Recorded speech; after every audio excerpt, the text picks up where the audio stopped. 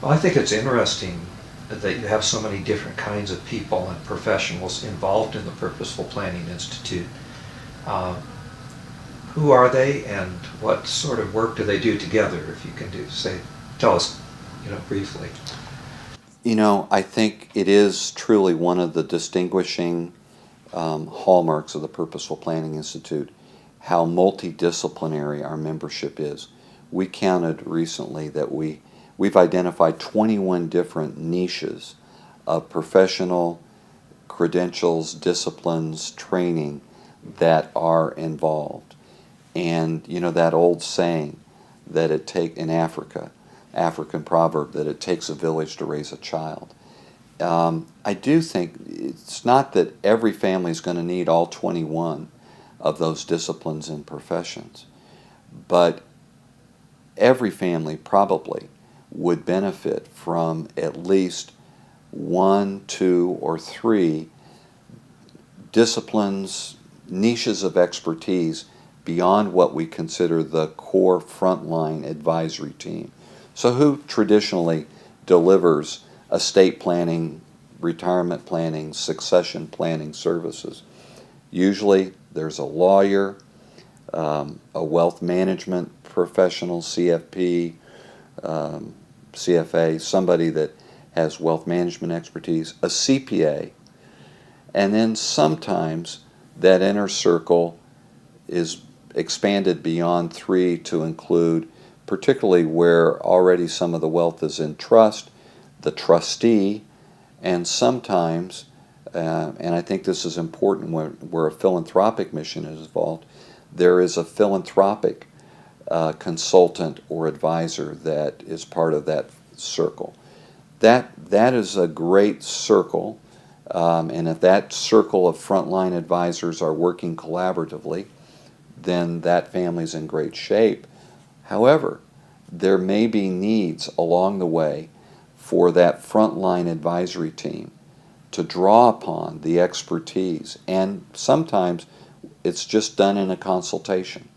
In other situations, there's an introduction, and we bring a personal historian in to work with the family leaders to chronicle their history, or perhaps to work on creating histories for a generation or two that preceded them, so that this family can tell its story and preserve its story.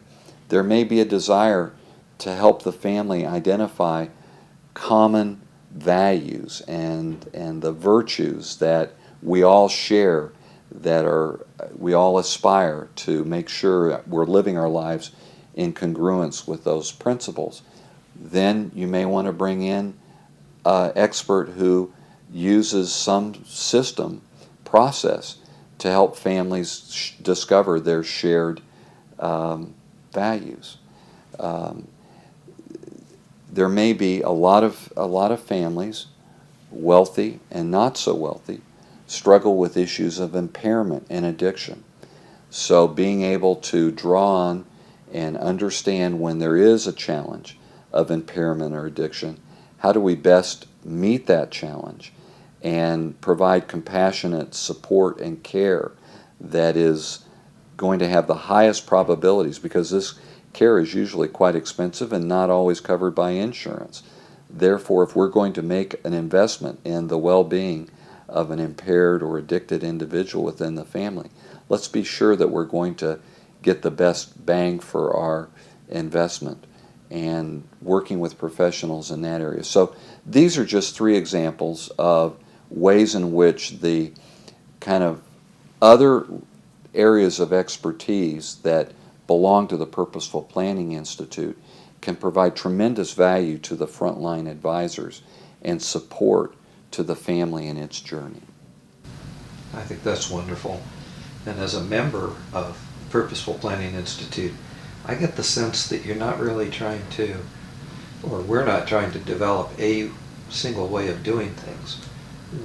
It's always a conversation, it's always an exploration, and it's always enlightening and helps us broaden our view to be interacting with these people in these different disciplines. I appreciate your saying that, Peter, because I do think that there are some who are looking for orthodoxy. They want a linear path, and they want a roadmap. Now, interestingly enough, we do have a tool that is proprietary and researched, published in scientific journals, that is a roadmap to help families understand where they should be investing time, energy, and resources. But the interesting phenomenon that I've seen in using that with my consulting work is that no family, you can't predict a single roadmap. You can't predict a single path for every family. One family's strengths or needs is going to be different than another's, and the roadmap process that we have created this tool to help advisors and their families is unique in that it really helps you understand where the family's at objectively, and then be able to predict what is going to be the highest, the greatest probability for success as we enter that space, and how do we move forward. But it's going to be different for every family. So somebody that's looking for one prescription that will be the same for everyone is going to be disappointed at the Purposeful Planning Institute. Although, if I had to say, if there would be one tool that I would strongly encourage our membership and the public to think about using as they begin to think about an intentional 1 year, 3 year, 5 year, and longer pathway to flourishing for their family, it would be to start with the roadmap. And is it called the roadmap? It's called the roadmap. We call it the Legacy Roadmap. Okay, and is it available on the website? It is available on the website. We're just in we've been through a period of 8 months of beta testing. We've had now 8 or 10 very successful uses of it. This tool's been around for not quite 20 years. So there's a lot of history behind it, but we've just now brought it into a more web-centric delivery system that's very affordable, very confidential and secure and private, and very accessible. Wow. Well, I hadn't heard about it, so I got to check it out now. Learning something every day. And you have a couple of annual conferences. You started with the Rendezvous, which had one orientation. Yeah, so it's interesting. When we started PPI in 2010, about a year into our existence, we had grown to about 75 members. There were 7 original founders that agreed to pay $50 a month if I would bring one thought leader every month and interview them. And so we started out as a completely virtual community that hooked up via audio conferences. And what happened at the end of the year, we had grown now, and people began to say, are we ever going to get together? You know, we hear somebody's voice in New York City or in San Francisco, but it would be great if we could get together and meet each other.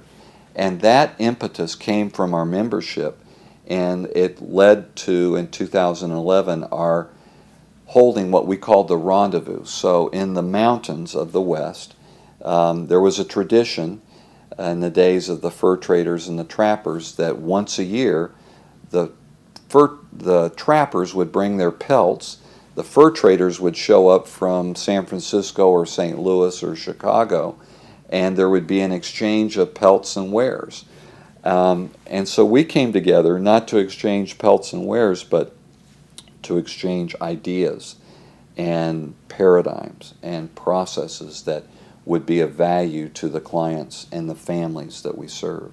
So we gave it the name Rendezvous, and the first year 75, 78 people showed up. The second year 150, and we've been kind of growing at about a 10 to 20% annual rate. This year we expect somewhere around 225 to 250 people to come together for the Rendezvous. So it's a 2-day experience. It's centered around best practices for legacy families and families in business. And it's very much a peer learning community where the thought leaders come in with professional humility, and you won't be able to tell. We don't have speaker, student on the badges. And we create lots of opportunities for connection, and we feel that it's a seedbed for collaboration. So that's the Rendezvous. What happened over a period of 2 or 3 years is the Rendezvous grew as more and more people heard about it and began to understand the uniqueness of this conference. But the demand that we were seeing from those who attended, what they wanted more of was the best practices, and they wanted less of the technical planning. So when we first started, about half of the presentations were technical in nature, and half of those presentations were purely what I would call legacy, relational, philanthropy, kind of centered around the human experience, what it takes to help children successfully flourish. And the sessions that people wanted more of were the best practices. They all came back and said, we can go anywhere and get technical stuff, but this is the only conference of its kind where we can really share and learn about these best practices. And so the Rendezvous has a tradition now of really, if there is a technical presentation, there's one a year out of maybe 24 sessions. Very, very heavily focused on best practices.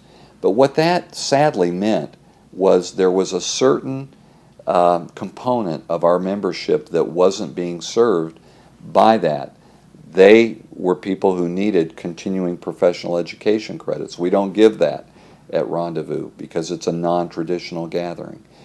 And so we, 2 years ago, decided to create a gathering that would offer the best of the Rendezvous and couple it with what we call the best of Heckerling. So that's kind of the best of the tax, financial, estate planning expertise. And what we wanted to do was to showcase how do you integrate these best practices into the technical planning.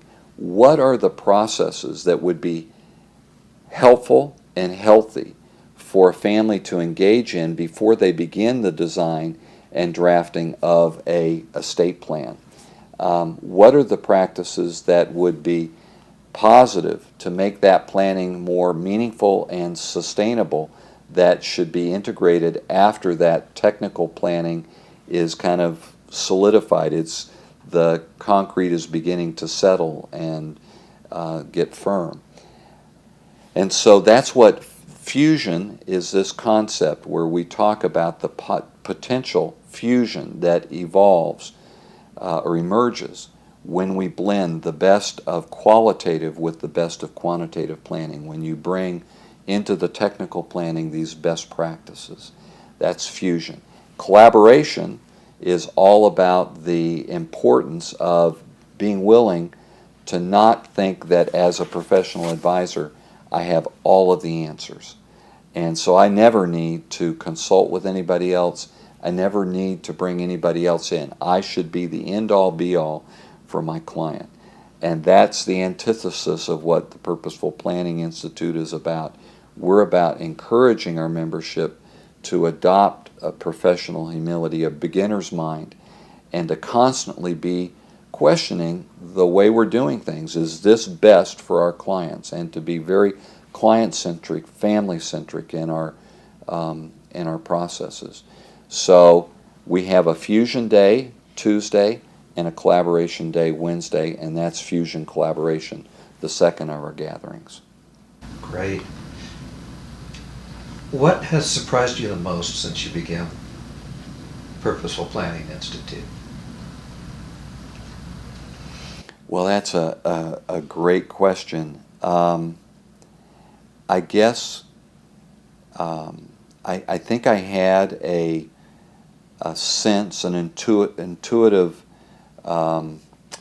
hunch that this would be true, but I didn't know it to be true. But what has probably surprised me the most is how wide and how deep the space is in which we can find applications that are of value to the clients and the families that we serve.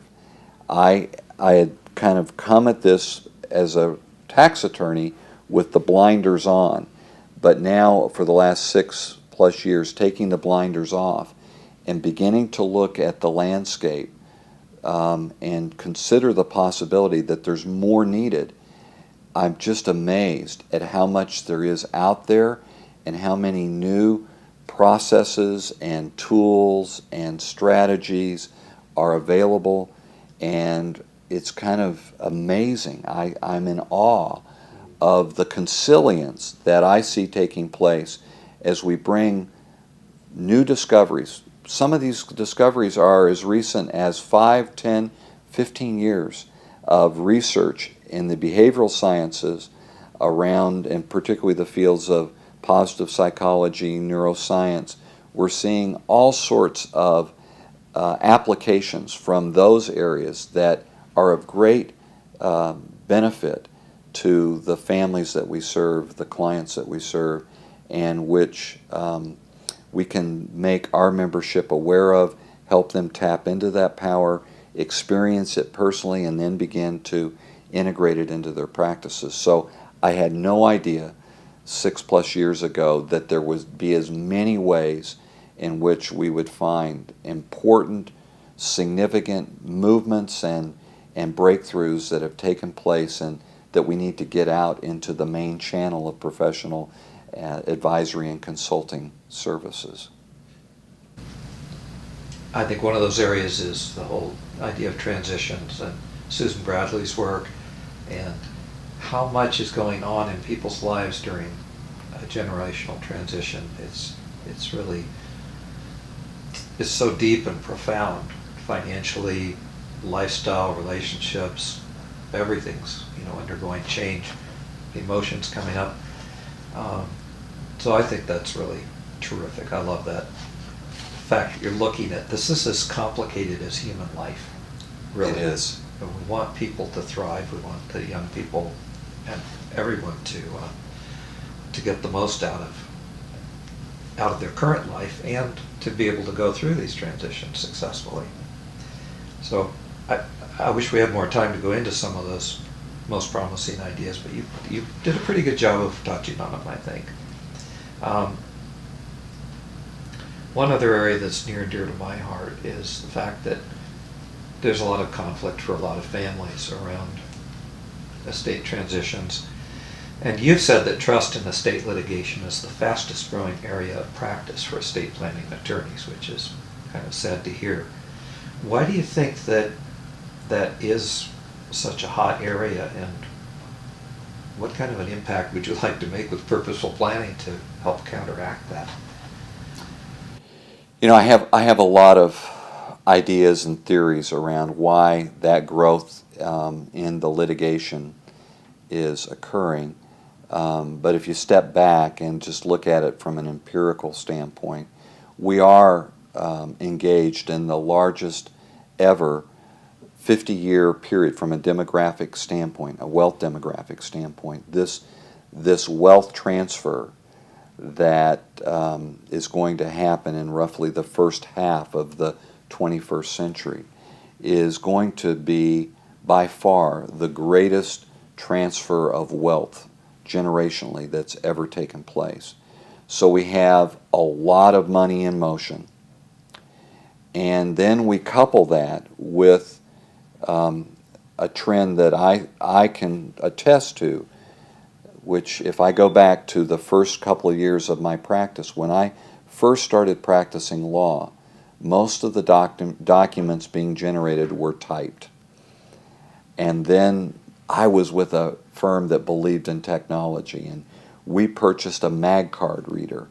And for those of you who don't know what a mag card reader is, it revolutionized the practice of law, because suddenly our forms were on this plastic sleeve of data that you'd plug in, that was connected to a IBM memory typewriter that would then punch this out, and so you would create forms, and then that has evolved over another roughly 15 years into automated document assembly systems. And all of this technology that has entered the estate planning realm in the last 3 decades of my practice has, what it's meant is that the documents are becoming increasingly complex but not better.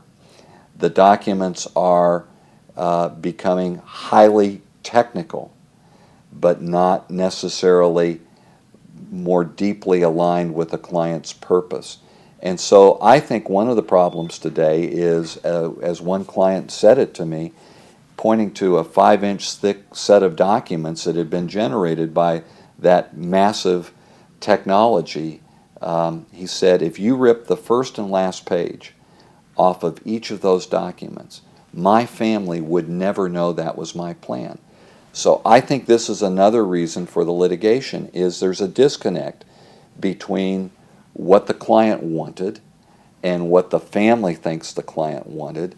And in many cases, the family, because they weren't involved in the planning process and they've not been made privy to what the plan is at death, and you bring, all of the emotional volatility that accompanies the grieving process. You bring that in, you couple that with tax deadlines or filing deadlines or legal deadlines, and all of this means you're in a pressure cooker, and suddenly you present the client's heirs with a 50 or a 70-page legal document that seems like gobbledygook to them, and they don't see anything except on the first and last page that ties it.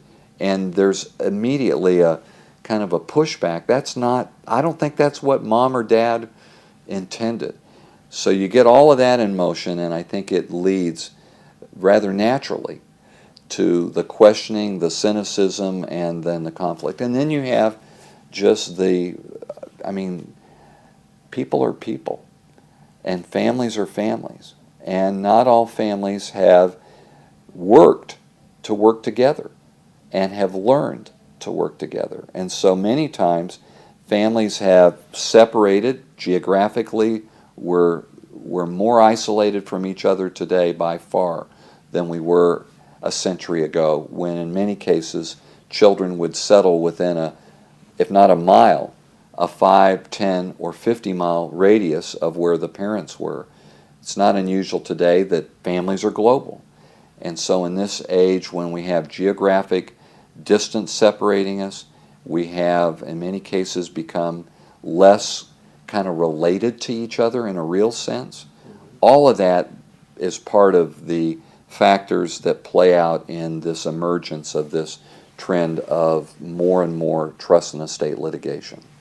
So we have a greater need than ever to address the human side. We really do. Thank you. And somehow it got lost in the translation, kind of like going back to local, organic, sustainable gardening. We're talking about sustainable families and human beings and relationships and wealth. You were going to touch on wealth earlier. Certainly I don't want to drag this out too long for our audience. I might leave that out. But maybe we could touch on wealth just for a second, that it's not just money. It really isn't. In fact, I remember a conversation I had with one of my mentors who had come back from a family meeting, and for 5 years this family had met together. This wasn't Jay Hughes, and it wasn't the family I spoke of earlier, but this individual said to me, it was the stalest, least energetic, least connected family meeting I've ever participated in. And I said, do you have any clue as to why? And he thought for a second, and then he said, I think it was because it was all about the money. And so there was a real lesson in that for him and for me, that things tend to go stale, fall flat, when we make it all about the money. It isn't all about the money. Certainly the money, the financial capital is very important. But one of the great principles that I learned from reading J. Hughes' book, Family Wealth, is he described family wealth as consisting of 4 different principal components. The financial wealth is the most important. Then you've got the human capital, the intellectual capital, and the social spiritual capital. And Jay is fond of this very quick but important lesson. He says the financial capital is up here, and these other capitals are down here. And he's now added, I was on the phone call when about 10 years ago, the idea of health and wellness emerged as a 5th capital. So if we have 5 capitals, and this is the financial capital, the problem is we try to build plans with this as the focal point, and it just teeters and it totters. When you make sure that the other capitals are all aligned and supporting it, you have a sure foundation for the preservation and growth of the financial capital. And so really each of the capitals needs attention, needs to be cultivated, needs to be focused on. You know, I'm amazed every year at the new souls that show up at Rendezvous. I'm gratified. It looks like we're going to double the attendance at the second Fusion collaboration. So we see all of this energy and momentum, which tells me that this community is growing. And the neat thing is it's growing in a very organic fashion. It's growing because somebody hears about it from Peter or Susan, and they sense the power, and then they come and they feel it, and they become contributors to the community. I just feel very, very positive and optimistic that we're seeing more articles published, more books coming out. We're seeing just greater energy and attention being spent in practices to devote significant energy and time to purposeful planning. So I'm very positive about the future for both the Purposeful Planning Institute, and I think through our efforts we're going to see a major transformation in the planning and advisory and consulting professions. And ultimately that will benefit the families.